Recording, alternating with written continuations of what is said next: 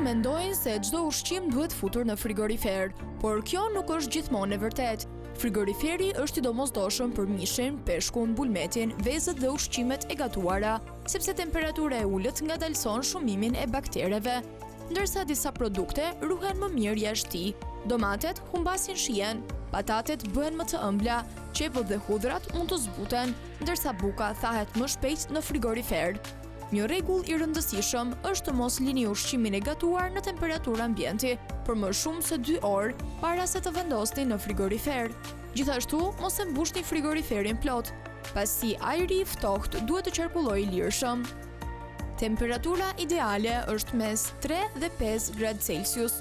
Ruajtja e duhur e ushqimeve nuk ndihmon vetëm që të zgjasin më shumë, por edhe ul rrezikun e helmimeve ushqimore.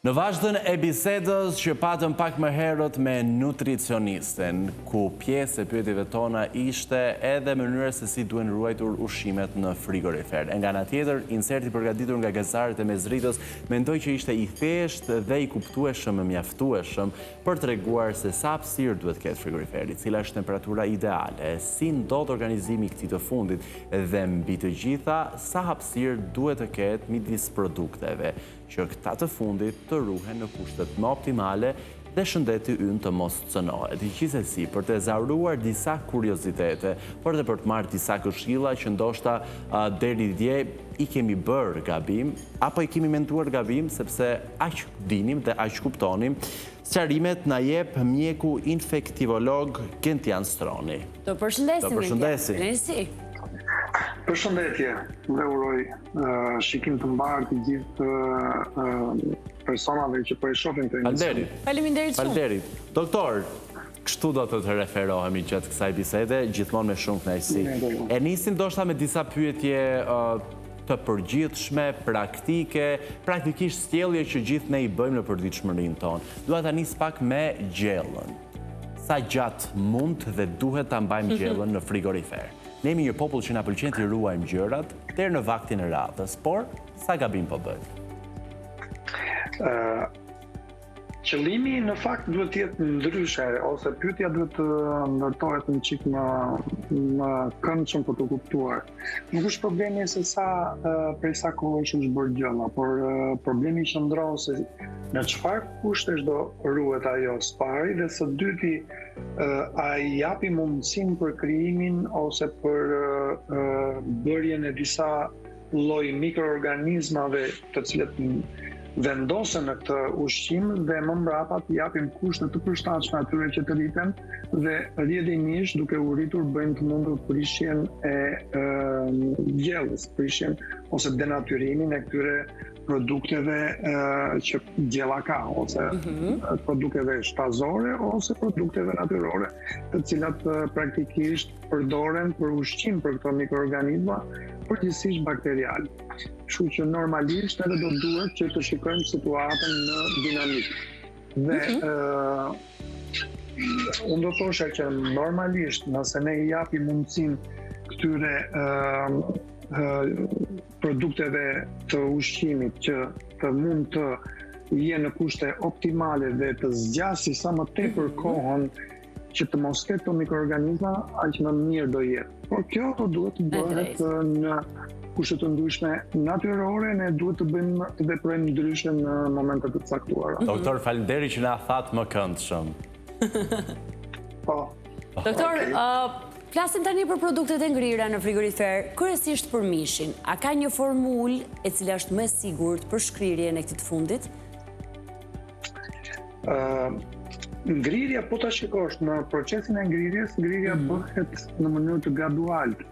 Sepse sigurisht në momentin kur ne fusim mishin, normalisht fillon të marrë temperatura derisa shkon në brëndësit të qendrën e mishit, dhe do duhet një temperaturë e cila shkon ndoshta deri në -3, jo më tepër se sa kaq. Pra 3 deri në -3, kjo janë temperaturat optimale të frigoriferit. Dhe kjo temperaturë bën të mundur që të ruaj maksimalisht pjesën e mishit në kushte optimale. Tani, shkrirja e saj, zakonisht edhe për arsye teknike, ne nuk do kemi mundësi që ta fusim drejt për drejt në bërjen e ushqimeve të gjellës drejt për drejt. Por normalisht si do ishte më e mira do ishte që të mund të dalin nga frigoriferi kohë përpara derisa ajo të marrë atë zbutjen e saj. Në të kundërt, çfarë do ndodhi është nëse ju e keni parë qoftë edhe në restorante të mira edhe me pesye.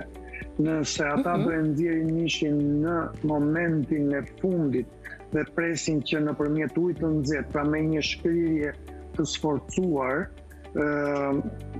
në momentin kur ata pretendojnë që ta pjekin, ngelet pjesa e qendrës, ngelet e pa bërë mirë, pavarësisht se ne mund të pretendojmë që po e marrim al sangue ose me gjak, siç pretendojnë që ta përdorin disa. Por megjithatë nuk është puna tek kjo, është problemi që nuk bëhet gatimi ashtu siç duhet.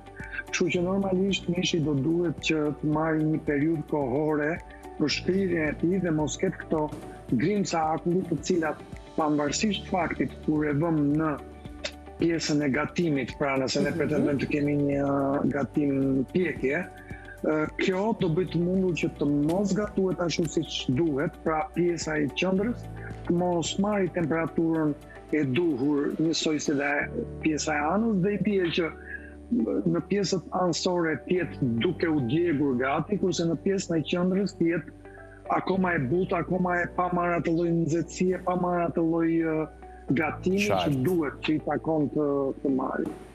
Kështu që për t'u kthyer pyetjes tuaj, them që do i duhet një periudhë kohore paraprake që përpara se sa të gatuat, derisa të ketë një shkrirje graduale të mirë të saj. Pra jo të sforcuar, jo shkrirje të futur në ujëra të nxehta. Qartë. Doktor, frutat dhe perimet në frigorifer duhet i fusin të lara apo të palara?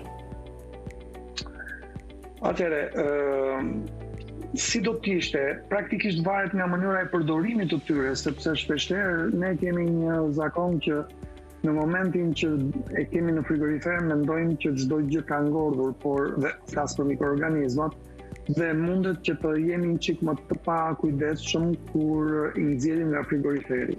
Dhe mundet direkt që një frut ta fillojmë ta kafshojmë, të marrim drejt për drejt pa krijuar atë lloj higjiene që këto duhet kenë, dhe pikërisht për faktin sepse ne mendojmë që në frigorifer ato kanë ngordhur. Këto mikroorganizma që invadojnë ose që prishin ushqimet e ndryshme kanë ngordhur. Në fakt nuk është kështu. Ato ulin aktivitetin e tyre, por nuk do të thotë që ato nuk do rigjenerohen nëse ato do hynë në trupin tonë. Kështu që normalisht si do t'ishte më e mira, ne nuk e prishim frutën po që se e lajmë dhe e fusim frigorifer, por e prishim po që se e lajmë dhe e futim të pa tharë. Pra, arsyeja pse duhet tharë është sepse grimcat e ujit, të cilat janë në sipërfaqe të saj, krijojnë akull në ato sipërfaqe dhe rrjedhimisht o marrim për shembull domate. Nëse domatja do ketë këto grimca uji në sipërfaqe, ato do ngrihen shumë shpejt krahasimisht me pjesën e brendësisë së domates dhe mund të japin problematika për qoftë edhe në dukje të domates, sepse ajo merr disa pika ngjyrë lejla më mbrapa dhe rrjedhimisht jep një lloj pakënaqësie kur ti e shikon, por edhe kur ti e provon. Pikërisht si pasojë e zbutjes që bëhet në momentin e shkrirjes së këtyre pikave të akullit. Kjo është arsyeja pse normalisht ne mund t'i fusim në frigorifer të lara, por të fara para se t'i fusim. Pra i lan, i lë të... I thajmë edhe i vendosim. Të iki, të bjeri uji dhe më mbrapa e fusim në frigorifer për këtë lloj procesi. E drejt. Doktor, në cilën pjesë frigoriferi duhet i vendosim vezët? Se ndonjëherë i lëm tek pjesa e derës, por mos harrojmë që aty temperatura është lehtësisht e luhatshme. Në fakt, jam i bindur që studimet që prodhuesit e frigoriferëve kanë bërë, janë studime të cilat ata e kanë parë më së miri që temperatura e duhur për vezët të jetë pikërisht në pjesën e derës, ashtu sikur se ne ju po tregoni edhe pjesën e shisheve. Pra, qoftë kjo dhe qumshi apo lëngjet e tjerë, jo vetëm për arsye kapaciteti, pra po ti shikosh shishet që ndrojnë vertikalisht në pjesën e derës, pra jo vetëm arsye kapaciteti për përdorimin sa më të mirë të hapësirës së frigoriferit, por edhe për arsye të kësaj temperature, e cila në këtë pjesë mund të qarkullojë çik më mirë krahasimisht me ato ndarjet që ka frigoriferi në vetvete. Kështu që unë them që është e studiuar më së miri dhe aty ku ato kanë vendin është absolutisht mirë. Qartë. Doktor, mbështjellja ushqimeve me letër alumini apo me atë letrën qesen plastike, pelikul i themi në përditshmëri dhe vendosja në frigorifer, sa rekomandueshme është? Në fakt, bët mirë që ma bët këtë pyetje, sepse praktikisht jam i bindur që edhe emisionin ju e keni kapur pikërisht këtë shprehje që unë e kam përdorur në një tjetër emision, dhe pjesa e fletës së aluminit ka një rëndësi shumë të madhe, sepse në mënyrën se si ne duhet ta projektojmë ushqimin që po fusim në këtë frigorifer, është që nëse ky ushqim është i ngrohtë, i mbështjellë më mbrapa, po marr për shembull zakonisht na ndodh domethënë që jemi në restorante, po themi kemi qofte që nuk i përdorëm të gjitha dhe zakonisht na i mbështjellin me fletra alumini përgjithsisht. Kas për qoftet, se në restorante të ndryshme mund të ketë edhe mënyra të ndryshme, jo kuti e tjere pjesë të një lloj shkume që dikur i thoshin bukpeshku. Pra, ka forma të ndryshme se si mundet që ato t'ja japin, por ajo që është e rëndësishme është që kur këto mbështillen me fletë alumini, në momentin që janë gatuar dhe direkt u mbështollen, do të thotë që fleta e aluminit ka për qëllim që të ruajnë nxehtësinë brenda për të mos e nxjerrë jashtë.